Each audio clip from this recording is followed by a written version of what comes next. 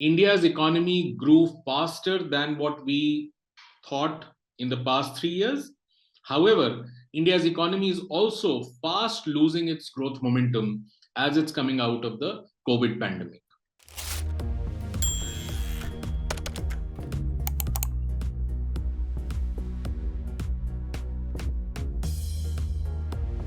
Year around the end of February, the government comes out with second advanced estimates for GDP and GVA, gross value added and gross domestic product, which are measures of economic growth for the current financial year. So the current financial year is financial year 23, which started in April last year and will end in March this year. So the government has come out with the second advanced estimates, as well as the quarter three estimates. Quarter three is the quarter between October and December, that those 3 months. So what happened to the GDP and GVA in those 3 months? And the government has also released, and it typically does, revised estimates for the past 3 years, 3 financial years. So all the way going up to the pre-COVID year, which is 2019-20. So typically what happens is that for any financial year, government comes out with estimates. There are first advanced estimates, second advanced estimates, then there are provisional estimates, then there are revised estimates, first, second, third revised estimates, and these take time over several years. And this happens because government gets more robust data, complete data, and it keeps updating the GDP numbers accordingly. So it was a massive amount of data that was shared by the government on February end.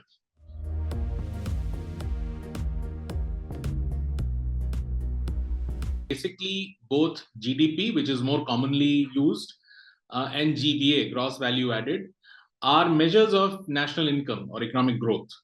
GDP captures national income or economic growth by looking at the spending pattern, who has spent how much. And there are different categories in GDP. There is, the expenditure that you and I do in our personal capacity, and that's the biggest contributor to GDP.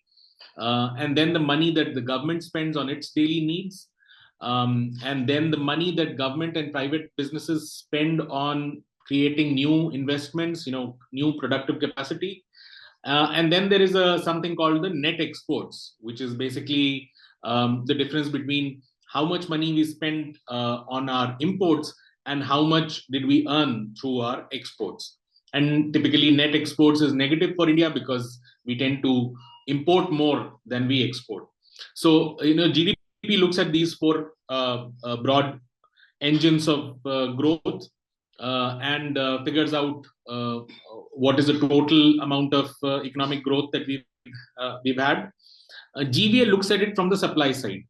It looks at the gross value added, the value added at different stages in different sectors. So suppose in a manufacturing plant, you take a wood, a Kashmir willow for say 100 rupees, then you turn it into a bat and sell it for 1,000 rupees. So the value added from 0 to 1,000 is 1,000 rupees.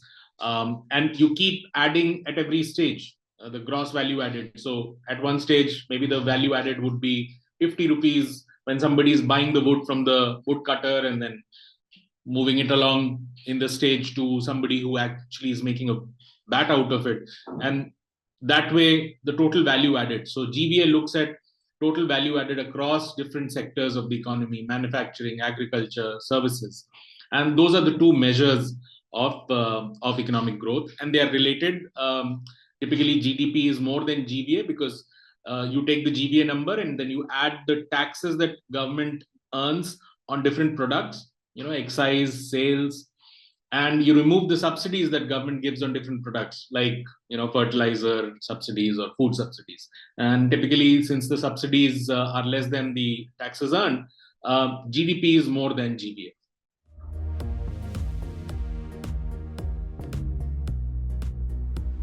So the quarter three data has actually been not just low. India's economy grew at just 4.4% in that quarter between October and December, which is not just low by on its own, but it's lower than what many people expected. People expected something like 4.6 or thereabout. So it has been a disappointing result at that at one level. And it is showing that India's economy is slowly losing its growth momentum. In the first quarter, which is April, May, June, we grew at something like 13.2, 13.3%. Then we grew at, in the next quarter, we grew at 6.5, and now we've grown at 4.4.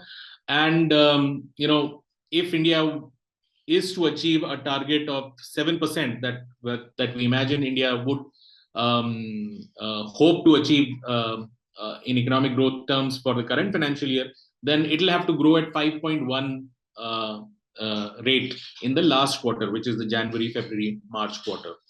So, the GDP numbers are disappointing for quarter three. And in particular, what is disappointing is that the personal consumption, which is the biggest contributor to GDP, has grown barely 2%. And that's a big worry. The positive side is that, the investments, that the expenditures towards investments have grown quite substantially. And these growth numbers are year on year. So how much the investments were in this quarter as against the same quarter last year. So that's on the GDP side. And on GVA side, the biggest worry is manufacturing, which contracted. So the gross value added in manufacturing has actually contracted in the third quarter. And what is worrisome is that it had contracted in the second quarter also. So now we've had 2 quarters of back-to-back manufacturing value addition contracting, and that's a serious sign of worry for the economy. So it's been a humbling quarter at one level.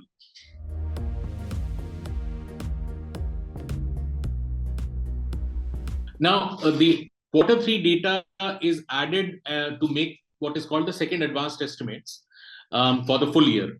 And on the face of it, there is no difference between the second advanced estimates. They also peg India's growth at 7% for the current financial year, as did the first advanced estimates, which were based mostly on the first and second quarter data prediction. But there is a worry now that, since the third quarter data is lower than what was expected, the 7% number may not be achieved. Most people now peg it at less than 7%. Most economists outside government are pegging it at less than 7%. It's quite likely that India might end up with 6.8 or slightly lower than that for the full year.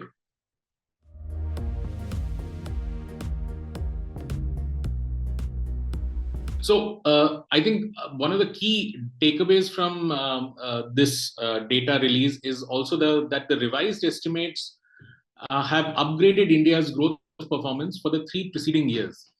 So for FY20, which is the year before COVID, the economy had grown by 3.9% as against 3.7 as it was initially thought. And then in the contraction year in FY21, when COVID had hit, we didn't contract by 6.6, we contracted by 5.8. And then in the recovery year, FY22, we didn't grow just by 8.7, we actually grew by 9.1. So on the whole, there's positive news on that front, that the previous years we have done better than what we initially thought. But there is this worry that that India, which was losing its growth momentum before COVID, is starting to lose growth momentum again.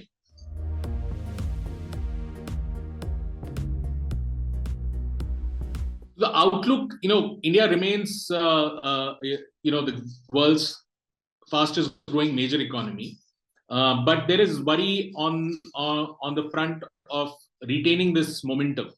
For example, in FY22, in the recovery year, we grew at 9.1%. Current financial year, we are likely to grow by 7% by government estimates, but most other estimates put it at 6.8. So there is a sharp deceleration there.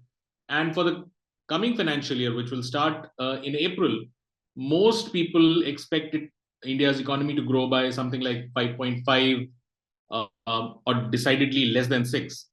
So you can see that between the 3 years, in the first 3 years after COVID, from growing at 9.1%, which was largely because of base effects, our growth is again sliding back to a fairly low level of growth from India's standards.